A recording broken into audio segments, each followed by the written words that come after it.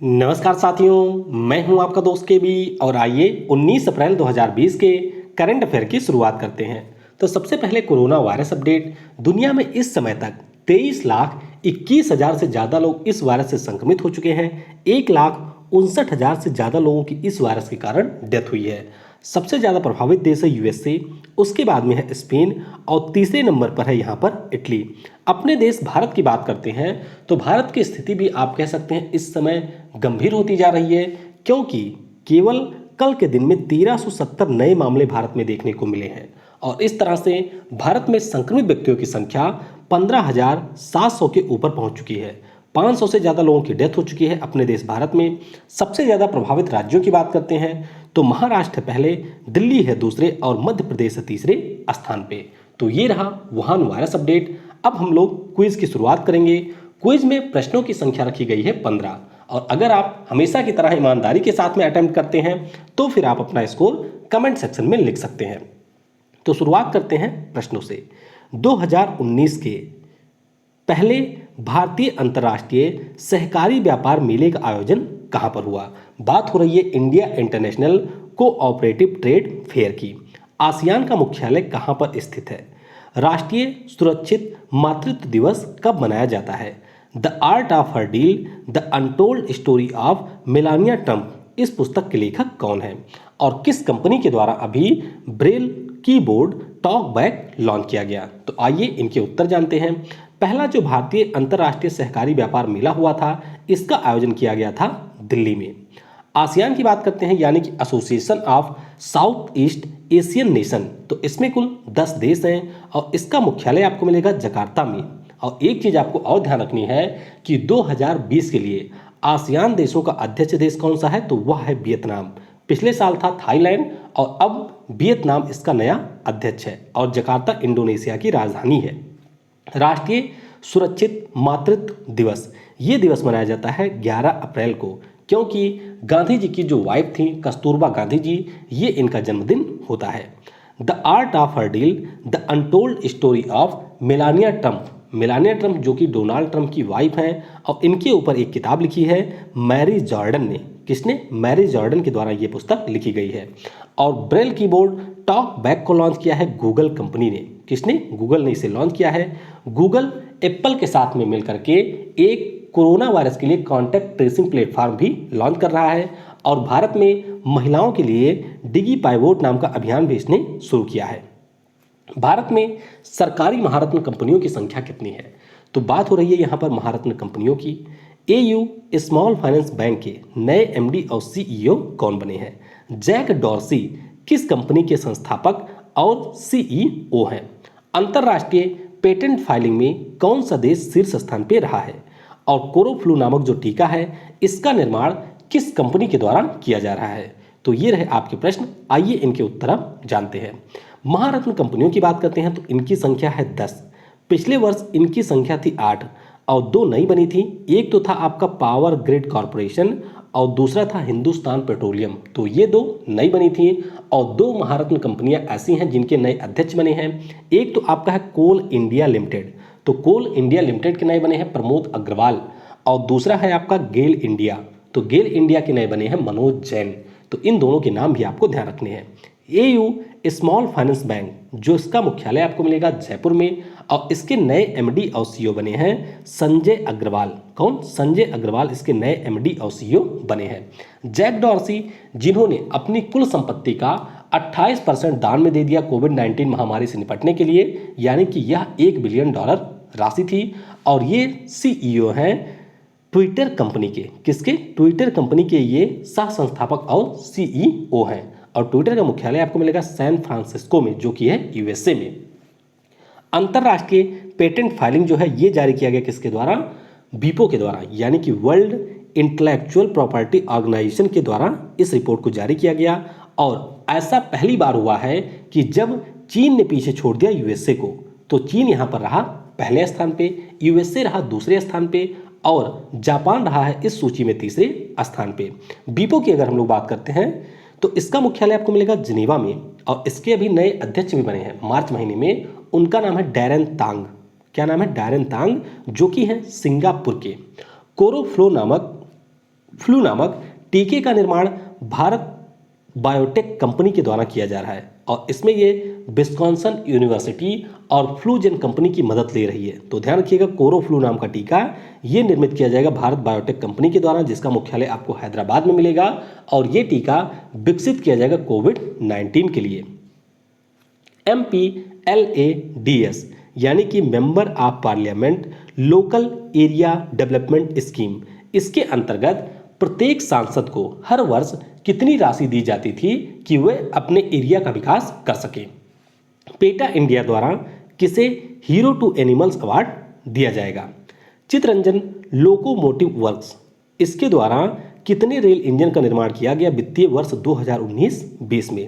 समीर निगम किस कंपनी के संस्थापक और CEO हैं और नासा द्वारा किस वर्ष सनशाइन मिशन लॉन्च किए जाने की योजना है। तो इन प्रश्नों के उत्तर आइए जानते हैं। MP लैड्स स्कीम की बात करते हैं तो इसके अंतर्गत सांसद को 5 करोड़ रुपए प्रति वर्ष दिए जाते हैं जिससे वह अपने क्षेत्र का विकास कर सकें। लेकिन अभी केंद्र सरकार के द्वारा सांसदों के, PM के, इसके अलावा राष्ट्रपति के वेतन में कटौती की गई है 30% की अगले 1 वर्षों के लिए। साथ ही साथ जो ये MP लैड्स स्कीम है जिसकी शुरुआत 1993 में हुई थी, तो इसके अंतर्गत जो 5 करोड़ रुपए मिलते थे सांसदों को, उसे भी 2 वर्षों के लिए बंद कर दिया गया है। यानी कि अब सांसदों को 10 करोड़ रुपए का नुकसान होगा। पेटा इंडिया द्वारा किसे हीरो टू एनिमल्स अवार्ड दिया जाएगा, तो ये मिलेगा उड़ीसा के CM नवीन पटनायक जी को, क्योंकि इन्होंने जानवरों के खाने पीने की व्यवस्था की, उसी लिए पेटा इंडिया के द्वारा इन्हें यह पुरस्कार मिलेगा। पेटा इंडिया के द्वारा पिछले वर्ष भारत के लिए पर्सन ऑफ द ईयर चुना गया था विराट कोहली को, और जो पेटा की मुख्य संस्था है USA की, उसके द्वारा अभिनेता जोकिन फिनिक्स को PETA person of the year चुना गया था। तो दोनों के नाम आपको ध्यान रखने हैं। और जोकिन फिनिक्स को इस वर्ष ऑस्कर पुरस्कार भी मिला है उनकी मूवी जोकर के लिए। इसके अलावा गोल्डन ग्लोब पुरस्कार भी मिला है। चितरंजन लोकोमोटिव वर्क्स, ये आपको मिलेगा वेस्ट बंगाल में और इसके द्वारा वित्तीय वर्ष 2019-20 में कुल मिलाकर के 431 रेल के इंजन का निर्माण किया गया और इसके लिए इसका नाम Limca book of world record में दर्ज किया गया। समीर निगम की बात करते हैं तो ये संस्थापक और CEO हैं फोन पे कंपनी के। किस कंपनी के? फोन पे कंपनी के। और फोन पे कंपनी के द्वारा भारत का जो पहला हॉस्पिटलाइजेशन कोविड-19 बीमा है उसकी शुरुआत की गई है कोरोना केयर के नाम से। नासा द्वारा जो सनराइज मिशन होगा जिसके अंतर्गत सूर्य से निकलने वाले तूफान के बारे में अध्ययन किया जाएगा, इसे लॉन्च करेगी नासा 2023 में। और 2024 में नासा का होगा आर्टेमिस मिशन, जिसके अंतर्गत ये लोग चांद के ऊपर शिविर बनाएंगे। और चांद पर कहाँ? तो चांद के दक्षिणी ध्रुव पर इनके द्वारा एक मानव शिविर बनाया जाएगा। तो ये रहे आपके सारे प्रश्न। आपने कितने सही किए वह आप नीचे कमेंट सेक्शन में बता सकते हैं। और ऐप आपने डाउनलोड नहीं किया है तो ऐप को डाउनलोड कर सकते हैं। वीडियो अगर आपको पसंद आता है तो वीडियो को लाइक जरूर किया करें, क्योंकि आपके लाइक और शेयर से ही हमें पता चलता है कि वीडियो आपको कितना पसंद आ रहा है। और जैसा कि आपको पता होगा इस समय लॉकडाउन है, तो लॉकडाउन में आप वेब सीरीज को निपटाने के साथ साथ थोड़ा सा पढ़ाई पर भी ध्यान दें, क्योंकि लॉकडाउन खुलने के कम से कम 2 महीने तो लग जाएंगे किसी भी एग्जाम को कंडक्ट कराने में। तो इसीलिए आपकी तैयारी बेहतर होनी चाहिए जब भी एग्जाम का आयोजन किया जाए। तो चलिए अब हम लोग शुरुआत करते हैं आज के करंट अफेयर की। प्रत्येक वर्ष अंतर्राष्ट्रीय धरोहर व स्मारक दिवस, जिसे हम international day for monuments and sites के नाम से जानते हैं, इसे वर्ल्ड हेरिटेज डे के नाम से भी जाना जाता है, यानी कि विश्व स्मारक दिवस। तो ये कब मनाया जाता है? तो ये होता है प्रत्येक वर्ष 18 अप्रैल को। तो इस प्रश्न का ऑप्शन डी करेक्ट होगा। 1982 में international council of monuments and sites के द्वारा इसकी घोषणा की गई थी। और नाम से ही आपको समझ जाना चाहिए कि जो भी हमारे अंतर्राष्ट्रीय धरोहर हैं किस प्रकार से उनके माध्यम से सांस्कृतिक विरासत को बढ़ावा दिया जाए, इसीलिए यह दिवस मनाया जाता है। और थीम इसकी है shared culture, shared heritage and share responsibility. तो ये इसकी थीम है, यानी कि साझा संस्कृति, साझा विरासत और साझा दायित्व। अब अगर हम लोग बात करते हैं यूनेस्को की यहाँ पर, तो यूनेस्को का जो 44वां सम्मेलन होना था वह चीन के फुझों में आयोजित किया जाना है, लेकिन अभी उसे स्थगित कर दिया गया है। सबसे ज़्यादा यूनेस्को स्थल आपको मिलेंगे चीन और इटली में, दोनों में इनकी संख्या है 55। भारत में है 38 और भारत ने इस वर्ष दक्कन सल्तनत के स्मारक और किले, इसके अलावा धौलावीरा को नॉमिनेट किया है कि यूनेस्को के द्वारा इसे अपने स्मारक स्थलों की श्रेणी में शामिल किया जाए। किस देश द्वारा मैटरहॉर्न पर्वत पर भारत के तिरंगे झंडे को प्रोजेक्ट किया गया? तो ये किया गया है स्विट्जरलैंड के द्वारा। तो इस प्रश्न का ऑप्शन बी करेक्ट होगा। मैटरहॉर्न पर्वत की अगर हम लोग बात करते हैं तो जो आपको यूरोप में आल्प्स पर्वत श्रृंखला मिलेगी, इस पर स्विट्जरलैंड और इटली की सीमा पर यह पर्वत स्थित है। तो काफ़ी ज़्यादा शानदार पर्वत है, यानी कि आपने इसके वॉलपेपर भी देखे होंगे। और यहाँ पर स्विट्जरलैंड के द्वारा जो भारत का तिरंगा झंडा है उसको कोरोना वायरस के प्रति दुनिया की जो एकजुटता है यानी कि सॉलिडेरिटी है, उसको रिप्रेजेंट करने के लिए प्रदर्शित किया गया। और इसका निर्माण यानी कि ये जो प्रोजेक्शन हुआ इसे किया गैरी हॉफस्टेटर ने, जो कि हैं स्विट्जरलैंड के। अब यहाँ पर आप देख सकते हैं ये हमारा तिरंगा झंडा है और ये है मैटरहॉर्न पर्वत जहाँ पर इसे प्रोजेक्ट किया गया। इसके अलावा यूएसए, जापान और यूके के भी झंडे को इसी प्रकार से इस पर्वत के ऊपर लाइट के माध्यम से प्रोजेक्ट किया गया। तो ये प्रोजेक्टर था जिसके माध्यम से ये झंडा बनाया गया।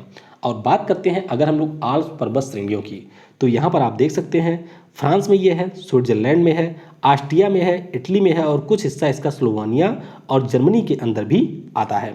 आपको बताना है आल्प्स माउंटेन की सबसे ऊंची चोटी का नाम क्या है और यह किस देश के अंतर्गत आता है? तो इसे आपको नीचे कमेंट सेक्शन में बताना है और कोशिश करनी है कि कॉपी आप ना करें, अपने हिसाब से बताएं। IMF बात कर रहे हैं इंटरनेशनल मॉनेटरी फंड की, तो इसके अंतर्राष्ट्रीय मौद्रिक व वित्तीय समिति यानी कि international monetary and financial committee की बैठक में भारत की तरफ से किसने हिस्सा लिया? तो यहाँ पर हमारी वित्त मंत्री और कारपोरेट अफेयर की मंत्री निर्मला सीतारमण जी के द्वारा हिस्सा लिया गया। तो इस प्रश्न का ऑप्शन ए करेक्ट होगा। तो वीडियो कॉन्फ्रेंसिंग के माध्यम से कोविड-19 से निपटने के लिए IMF के द्वारा इसका आयोजन किया गया और इसका टाइटल है इस बार एक्सेप्शनल टाइम्स एक्सेप्शनल एक्शन, यानी कि परिस्थितियां इस समय बेकार हैं और इसके लिए एक्शन भी अच्छा होना चाहिए। IMFC की बात करें तो इसकी बैठक वर्ष में 2 बार आयोजित की जाती है, ये भी आपको ध्यान रखना है। IMF इसकी स्थापना 1945 में हुई थी, मुख्यालय वाशिंगटन DC में और क्रिस्टलीना जॉर्जिवा इसकी MD हैं। और अभी IMF के द्वारा भारत के GDP को प्रोजेक्ट किया गया है, यानी कि इन्होंने अनुमान किया है कि भारत की ग्रोथ रेट रहेगी 1.9%। और इसके अलावा इन्होंने कहा है कि जो पूरा एशिया है उसकी ग्रोथ रेट इस वर्ष 0% रहने के आसार है। तो ये भी आपको ध्यान रखना है।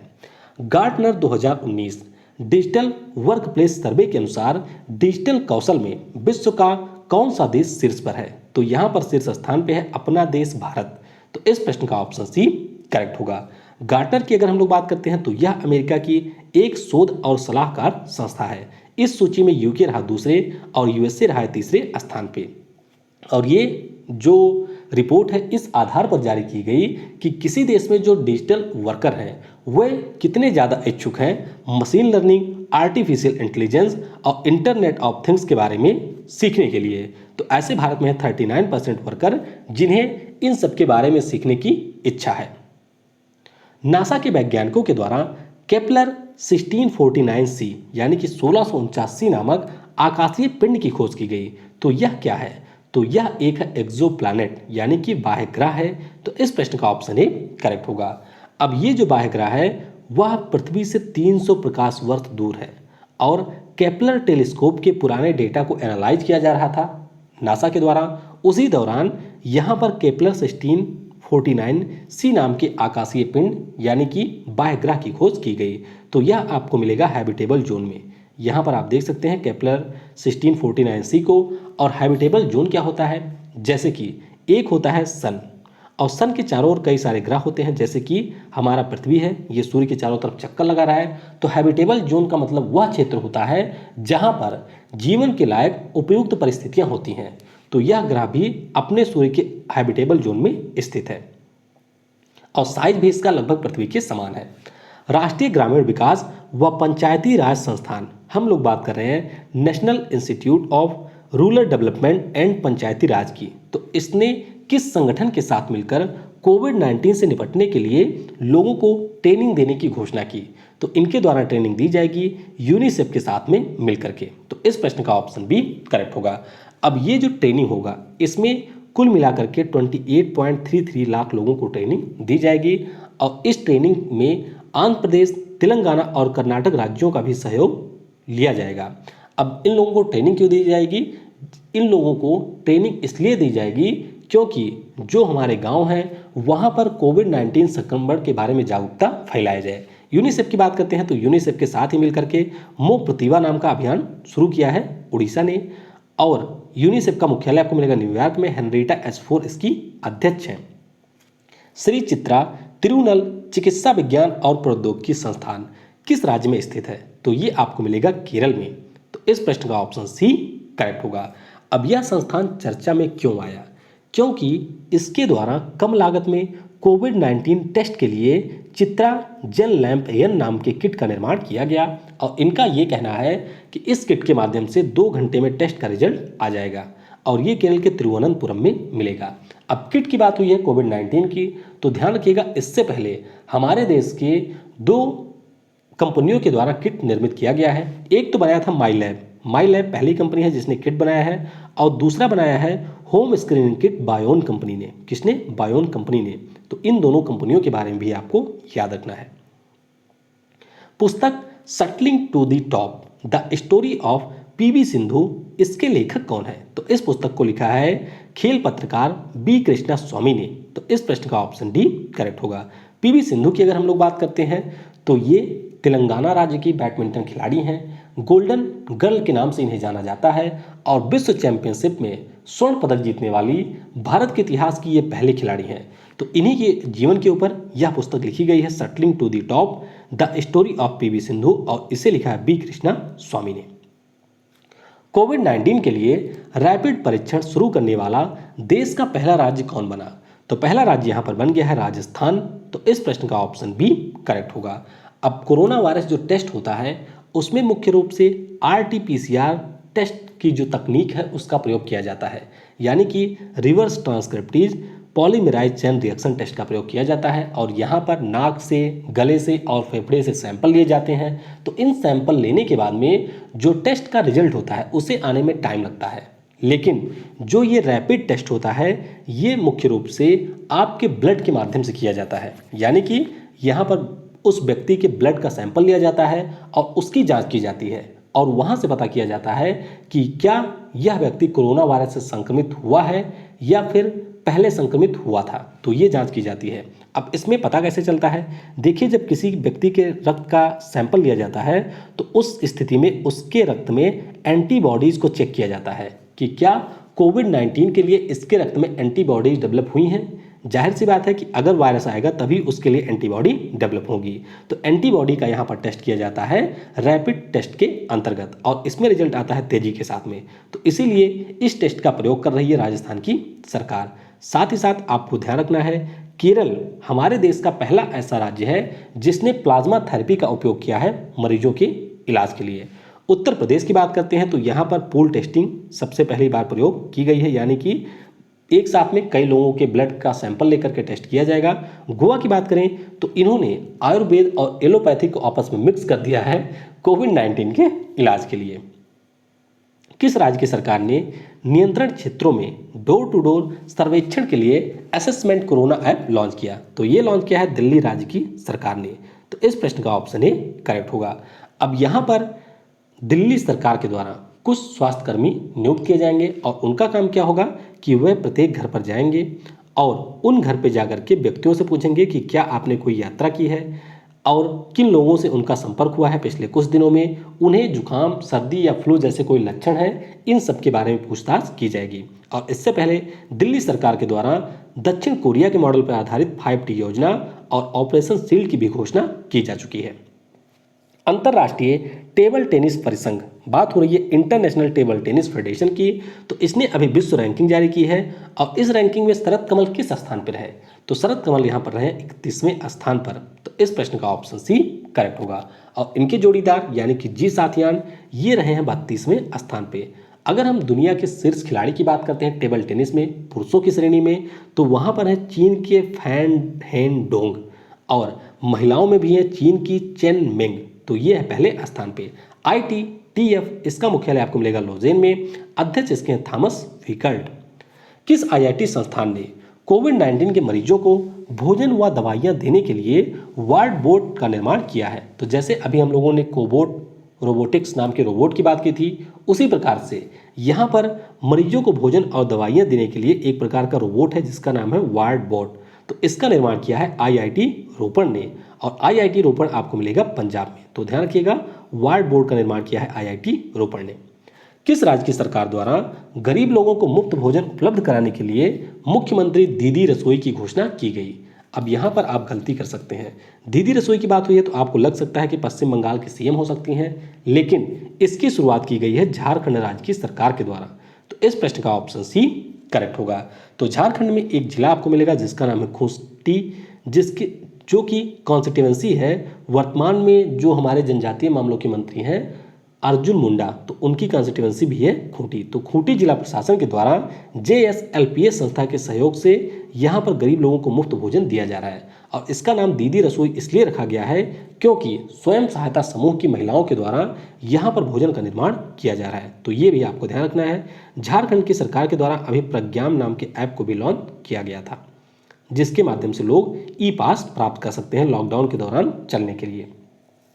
सार्क देशों के लिए कोविड-19 प्रशिक्षण कार्यक्रम का पहला सत्र कहाँ आयोजित किया जाएगा? तो इसका जो पहला सत्र है उसका आयोजन किया जाएगा एम्स रायपुर में, जो कि आपको मिलेगा छत्तीसगढ़ में।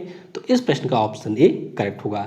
तो ये जो ट्रेनिंग प्रोग्राम होगा इसके अंतर्गत सार्क के जो 8 देश हैं, उन देश के जो स्वास्थ्य कर्मचारी हैं उनको हमारे विदेश मंत्रालय के सहयोग से ट्रेनिंग दी जाएगी कोविड-19 के संदर्भ में, यानी कि किस प्रकार से कोविड-19 से निपटा जाए।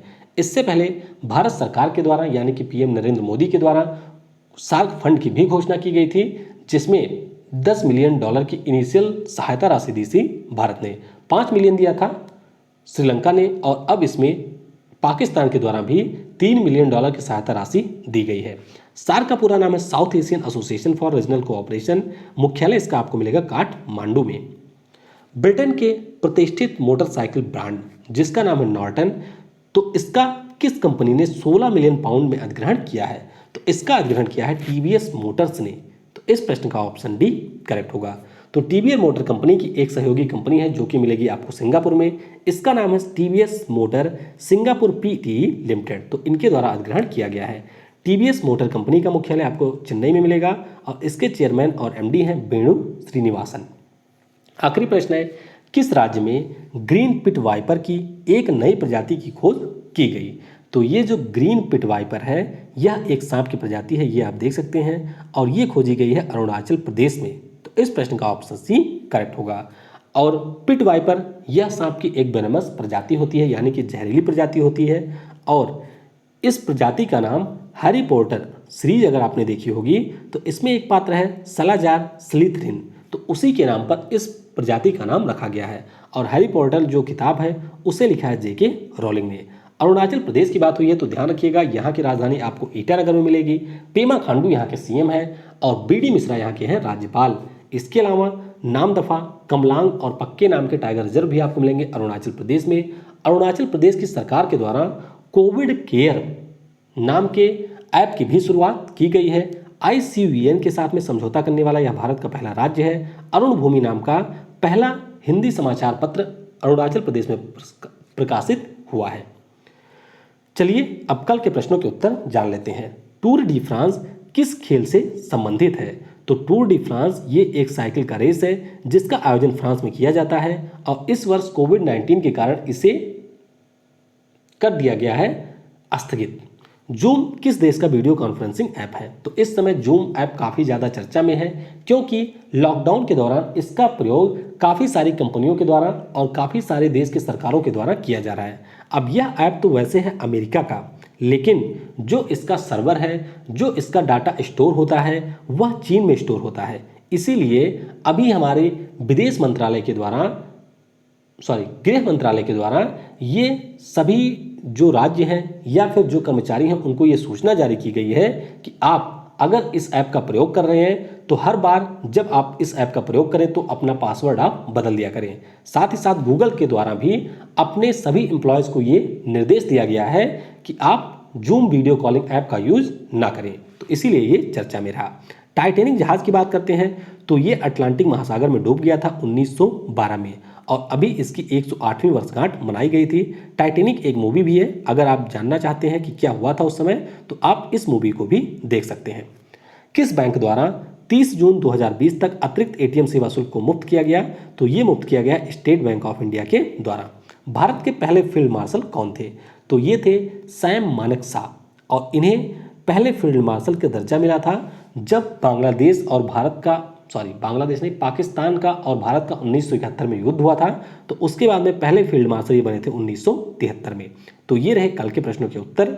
आई होप आपने सही किए होंगे। और अब आज की वीडियो से आपके लिए प्रश्न है, ड्रिंक फ्रॉम टैप मिशन किस राज्य सरकार के द्वारा शुरू किया गया? जम्मू कश्मीर और लद्दाख किस दिन से केंद्र शासित प्रदेश बने थे? सोफी विल्म्स किस देश की पहली महिला पीएम बनी? दुनिया की सबसे लंबी दूरी की फ्लाइट किस शहर से किस शहर तक चली? तो मैं आपको बता देता हूं, एक शहर इसमें है ऑस्ट्रेलिया का। और अंतरराष्ट्रीय वेट लिफ्टिंग परिसंघ का मुख्यालय आपको कहां पर मिलेगा? तो इन प्रश्नों के उत्तर आपको नीचे कमेंट सेक्शन में देने हैं। आज शाम की जो वीडियो होगी उसमें हम लोग ये डिस्कस करेंगे कि 2020 में पहली बार क्या चीजें हुई हैं, यानी कि पहली बार कोई दिवस मनाया गया है, किसी देश में पहली बार कुछ हुआ है, या फिर कोई सम्मेलन पहली बार हुआ है। तो उन सब चीजों को हम लोग आज के शाम की वीडियो में डिस्कस करेंगे। वीडियो को आपने समय दिया उसके लिए आप सभी को बहुत बहुत धन्यवाद। Thanks for watching. जय हिंद, जय भारत, और सबसे जरूरी, पढ़ेगा भारत तो बढ़ेगा भारत।